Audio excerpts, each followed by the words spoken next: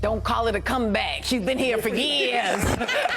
We are continuing to talk about Hillary Clinton potentially running for the U.S. presidency, but also importantly, this is what I wanted to get to. She's not going to run alone. She's not going to run uncontested. So who are the other folks? I mean, you laughed about Martin O'Malley and like the fire, but think he might run? No, he should. And, you know, I love Brian Schweitzer. Love Brian Schweitzer. I love Montana. I love everything about that guy. I do too. But I just, when you look at people who we need to turn out, what is happening? I mean, there's no accident that Julian Castro is going to be nominated to HUD. That will be her running mate. I heard it here because, of course, I know all. I know nothing. Yes. But I do believe that to be true if that happens. Okay, so can you weigh in on the Julian Castro going to D.C.? Because I read that potentially as two different ways. One is this idea of the administration looking at Texas and saying, you media types can talk about Texas turning blue all you want, but we don't really think it can, so we're going to bring them on up to D.C. Right. And that's the bad news story. The good news story is maybe they're beginning to position him for a vice presidential run with whomever. I think it's a little of both, because for one thing, Julian Castro is different from so many of the other prominent Latinos in politics, because many of them, like Marco Rubio, you know, he's Cuban. Ted Cruz.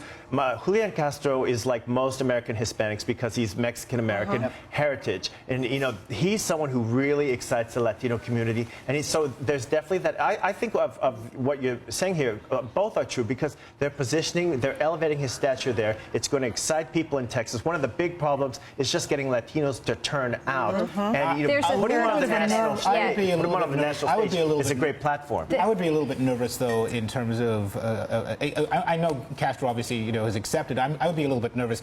HUD has been actually the death of political career. Henry Cisneros was, you know, rising star, San Antonio mayor, and then that was right. That was personal. It's a two-year appointment, and the mayorship in San Antonio is like a weak mayorship. It's not like you're like a commanding figure in that place, and so he can always go back and run for Senate and run for governor. I mean, something. But all of the people that are considering running against Hillary Clinton now are auditioning for cabinet positions, for vice president, and maybe something happens that she topples, and then they're the person, and that really scares Democrats. And yet, again, to go back to Liz's point about, so the thing with Republicans is if you have a low turnout, the thing with Republicans is if they have a low turnout election in which it is primarily just chronic voters who vote, they're fine. Yeah. But Democrats cannot win not midterms and not presidential elections unless it suddenly brings new voters in. And that's how President Obama wins in 2008. It's how he wins in 2012, despite the horrifying midterm elections in between. Is there, like, I'm looking at my list. I'm like, okay, Joe Biden, I like him, but he couldn't do it on his own. Elizabeth Warren, maybe, but then all of the challenge that you've talked about. California Governor Jerry Brown, Martin O'Malley, Andrew Cuomo, Deval Patrick. Are any of these folks? And the other interesting... And why is Deval Patrick? If you're going to have any of these other people...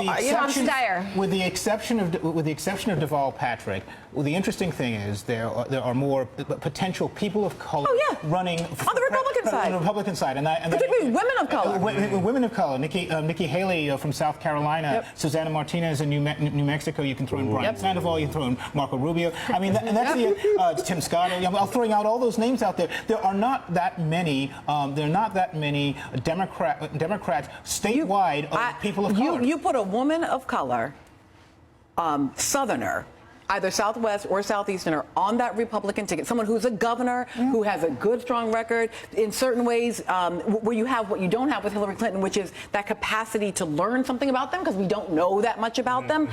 And it is a game. It is game on. Am I wrong about that? Not if they're pro-life, right? I think that does dramatically reshape the national presidential electorate. I'm not so sure. Moderate Republican women are not going to necessarily just go for a woman in that case. Okay, they may not talk about it. Sarah Palin showed us as a classic example that was an insulting thing to women. Clearly, we are going to continue to talk about this in the commercial break.